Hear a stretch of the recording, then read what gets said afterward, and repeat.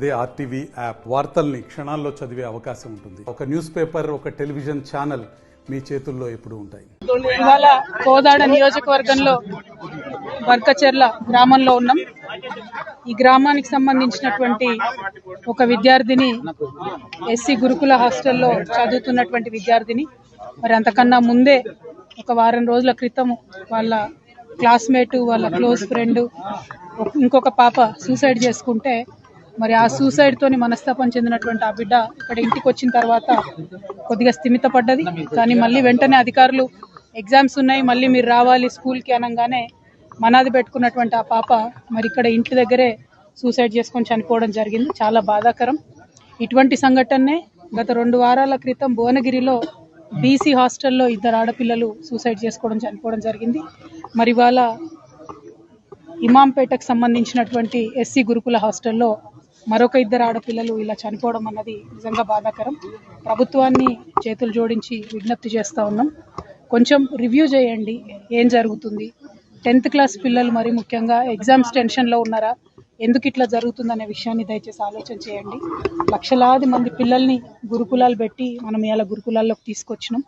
మరి ఇట్లాంటి సంఘటనలు వరుసగా జరుగుతూ ఉంటే మరీ ముఖ్యంగా ఆడపిల్లలు చాలా సెన్సిటివ్గా ఉంటారు కాబట్టి వారు ప్రాణాలు తీసుకునే స్థాయికి వారిని మనం ఎందుకు ప్రెషర్ చేస్తూ ఉన్నాం. మరి గురుకులాల్లో ఏదైనా సిలబస్ బాగాలేదా, లేకపోతే కౌన్సిలర్స్ సంఖ్య తక్కువ ఉందా, లేకపోతే ఇంకేమైనా సౌకర్యాల వల్ల ఇబ్బంది ఉందా, ఇంకేదైనా రకమైన ఒత్తిడి ఉందా? దయచేసి ప్రభుత్వం ఇప్పుడు విద్యాశాఖకు సంబంధించి ప్రస్తుతం మంత్రివర్యులు లేరు కాబట్టి గౌరవ ముఖ్యమంత్రి వర్యులు ఒక్కసారి రివ్యూ చేసుకుంటే బాగుంటుందేమో. ఆడపిల్లల అంశం సెన్సిటివ్ అంశం, పైగా ఇప్పుడు ఎగ్జామ్స్ వచ్చేటటువంటి టైం కాబట్టి అన్ని సోషల్ వెల్ఫేర్ హాస్టల్స్ కూడా ఒక్కసారి రివ్యూ చేసుకొని కౌన్సిలర్స్ని పటిష్టంగా పెట్టి పరీక్షల్లో అత్యధిక ఉత్తీర్ణత శాతం సాధించే విధంగా, విద్యార్థుల మీద ఉన్న మానసిక ఒత్తిడిని తొలగించే విధంగా ఉండాలని చెప్పి కోరుతా ఉన్నాను.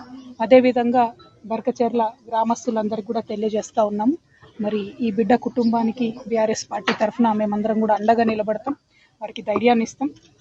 అనాథగా మిగిలిపోయినటువంటి వారి తల్లిగారికి మేమందరం కూడా మనస్ఫూర్తిగా అండగా ఉంటామని తెలియజేస్తూ, వారి కుటుంబానికి బర్కచెర్ల గ్రామస్తులందరికీ కూడా తీవ్ర సంతాపాన్ని తెలియజేస్తూ మరొకసారి ప్రభుత్వాన్ని రిక్వెస్ట్ చేస్తూ ఉన్నాం. ఇది డిమాండ్ కాదు, పరీక్షల సమయం, పిల్లలందరూ కూడా ఒత్తిడిలో ఉండేటటువంటి సమయం.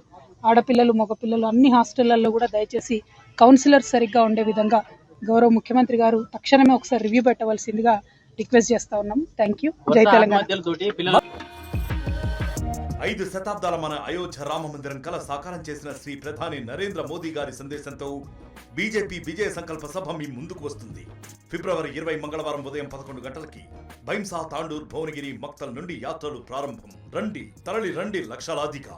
వికసిత్ భారత్ సంకల్ప సాకారంతో తెలంగాణ భాగస్వామ్యాన్ని పెంచండి. మళ్ళీ మోదీ గెలవాలి, మన ప్రధాని కావాలి.